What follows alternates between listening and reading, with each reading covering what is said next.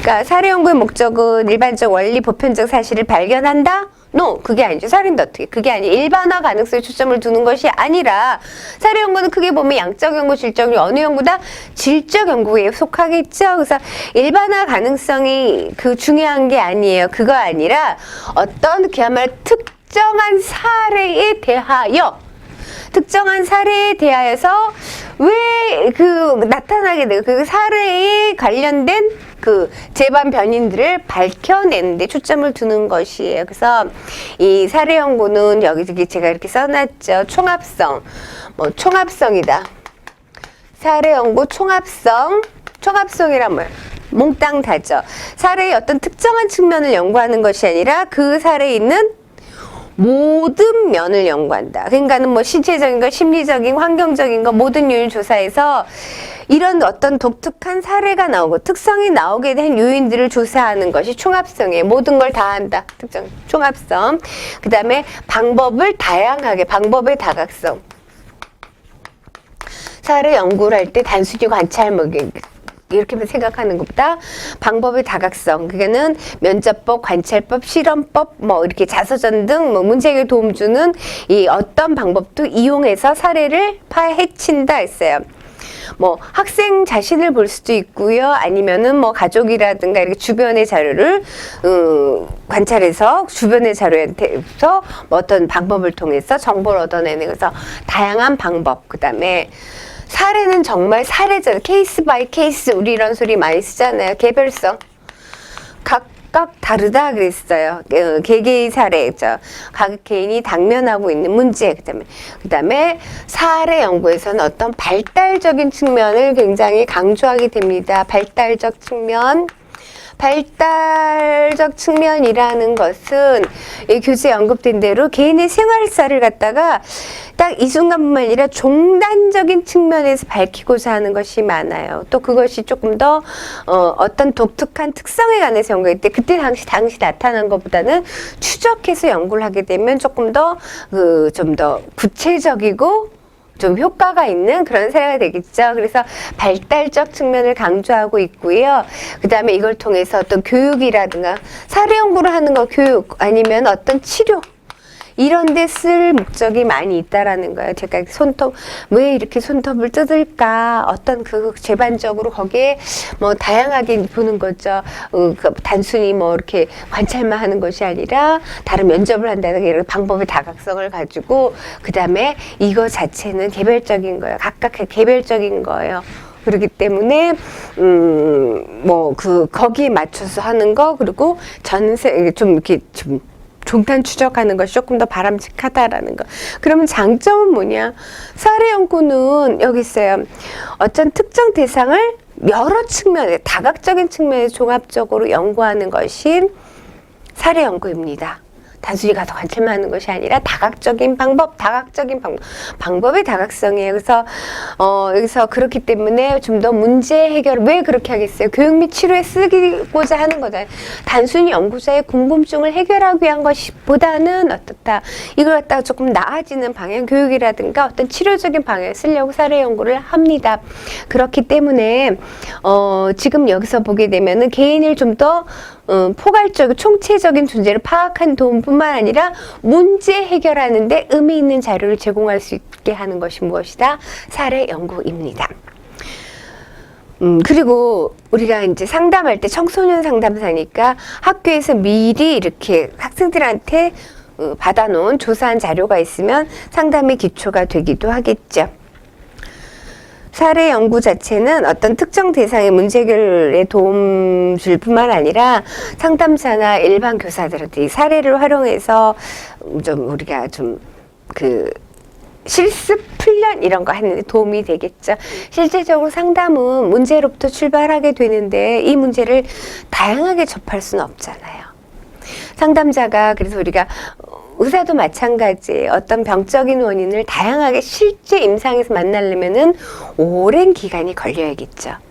그죠? 환자들이 다양하게 온다고 하더라도 매일 다른 환자가 오지 않고, 그러니까 이게 연차가 갈수록 우리가 경험이 많은 의사들, 임상 자료가 많다라는 거예요. 근데 상담도 그와 마찬가지로 경험이 많은 상담자는 그런 케이스를 많이 알게 됐기 때문에 조금 더 내담자한테 잘 접근할 때 좀 좋겠지요. 그런데 그 언제 다 쌓아갖고 이렇게 좀 한 10년, 20년 되면 상담할 수 없잖아요. 그러니까 초반에는 이런 사례를 갖고 상담도 많이 훈련을 하게 됩니다. 그런 데서 활용할 수가 있겠죠.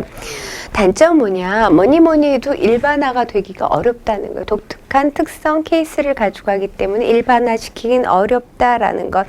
그리고 이 연구자가 관심 갖는 방향에 따라서 어떻게 해요? 연구 방향이 달라질 수도 있습니다. 지금 제가 단순한 게 손톱을 물어뜯는다. 왜 자꾸 손톱 물어뜯는 거? 예를 들어서 이런 사례를 연구한다면, 물론 그거 말고도 뭐 문화기술집업 문화 연구를 한다든가 이러겠지만, 제 손톱으로 갈게요. 손톱을 물어뜯는다 하면은, 이 사태를 이제 왜 이거에 재반 둘러싼 여러 가지 정보를 원인을 파악해서 다각적인 방법으로 연구를 하는 것이 사례 연구잖아요. 그런데 이거 하나 갖고 일반화시키긴 굉장히 어렵다는 거예요. 근데 너무 이 손톱 물어뜯는 여기에 집중한 나머지 이 손톱 물어뜯는 아이의 손톱 물어뜯는 사람의 이 내면의 거를 놓칠 수도 있는 것은 단점이 될 수가 있습니다. 그리고 우리가 연구에 있어서는 연구 효과를 보려면 뭐든지 세상의 모든 건 경제적인 거 참 좋잖아요. 근데 경제성이 좀 떨어질 수가 있겠죠.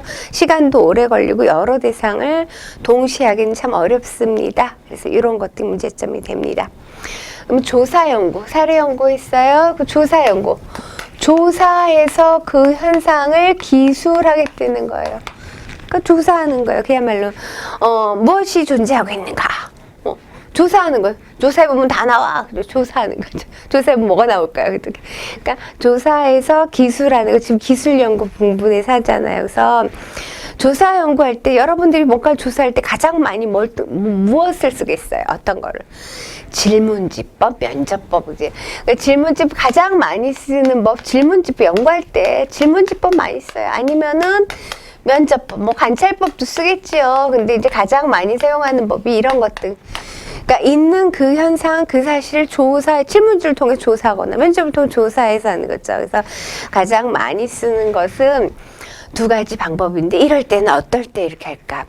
지금 사례 연구 같은 경우 표본수가 많으면 사례 연구 이렇게 안 하죠. 그러니까는 표본수가 많을 때, 우리가 어떤 표본의 수가, 모집단 표본의 수가 많을 때 자료를 조사하기 위해서 쓰기가 용이하게 되겠죠. 표본의 수가 많을 때 쓸 수 있습니다.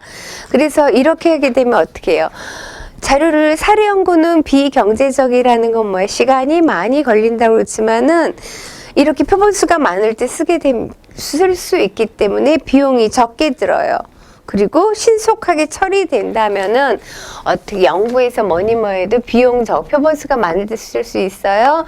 경제적이에요. 경제성이 있고 또 뭐가 있다고? 신속성이 있어요. 경제성, 신속성이 있어요. 경제성, 신속성이 있을 뿐만 아니라 중요한 게 여기 있어요. 오차가 이게 많이 하니까 오차, 그러니까 표집 오차가 표집 오차가 적다라는 거, 적게 발생할 가능성이 있는 것이 그 조사 연구, 질문지법이나 면접에서 조사 연구하는 것이지요. 자, 분류를 보게 되면 어떤 걸 할까? 사실을 발견하거나 아니면은 가설을 검증하기 위해서도 조사해 볼 수가 있어요. 그리고 어떤 기준을 만들기 위해서. 자, 사실을 발견하는 건 우리가 정말 있는 그대로, 용어 그대로 사실을. 그래서 이거 뭐 어떤 집단의 특성이나 사건, 현상의 성질에 가서 있는 그대로, 사실 그대로 알아보기 위해서 조사하는 거예요. 그죠? 여기서 예를 들어 취약전 유아들에게 한글을 가르치는 것에 대해서 한글을 가르치는 게 어떤가, 그래서 많이 조사하자. 그래서 학부모, 교육 전문가, 유치원 교사들의 의견이나 태도를 조사하는 거예요. 조사 연구 대표적으로 얘기했어요. 뭐 아이들의 가정 환경을 조사하는 거. 그래서 그럴 때는 이제 사실 발견하는 거에서 여기 사실은 조금 더 세분화시키면 객관적 사실과 주관적 사실은 나누어 볼 수가 있어요. 사실을 검증하기 있는 그대로 사실점. 그 다음에 객관적 사실은 드러난 거예요. 너 몇 살이냐? 10살이야. 객관적 사실이죠. 그런 거지만은 너 어떤 생각을 갖고 있냐? 이건 주관적인 거예요. 객관적 사실이야? 주관적 사실이야? 그 다음에 가설을 검증하기 위해서 그 조사하는데 우리가 이 가설은 연구자가 어떤 가설을 세우고 연구해요. 관계가 있을 것이다 혹은 관계가 없을 것이다. 이런 가설을 검증하기 위해서 조사를 하겠죠. 연구를 합니다. 그래서 가설 검증을 하기 위해서 조사하는 우리가 논문을 쓴다는 걸 가설을 연구자가 가설을 세워놓고 그것을 검증해서 뭐 연가설을 만들든 대립가설을 만들든 그러니까 연가설을 할 때는 가설을 기각하기 위해서 대립가설을 세울 때는 가설을 받아들이기 위해서 연구를 하게 됩니다. 연가설, 대립가설은 제가 그 연구 뒤에 다시 한번 이야기를 할 거예요. 용어가. 그래서 연가설은 뭐뭐 상관이 없을 것이다 이렇게 쓰는 게 연가설인데 그건 잠깐 다시 얘기를 할 건데 그런 것들을 어떻게 해요? 여기서 가설을 검증하기 위해서 그런 연구. 그럴 때는 굉장히 객관적이고 타당한가, 신뢰도가 있는가 이런 것이 매우 중요하다라는 것. 그 다음에 규준을 만들기 위해서 연구를 한다. 규준을 만들기 위해서는 규준이라는 건 어떤 틀이 되는 거예요. 제가 대부분의 심리검사는 무슨 참조검사다? NOM. 그 NORM, 규준 참조 검사예요. 그래서 규준을 참조할 목적으로 이렇게 조사를 한다. 규준을 그 참조할 규준을 만들 목적으로 조사를 할 수가 있습니다. 자, 그 다음에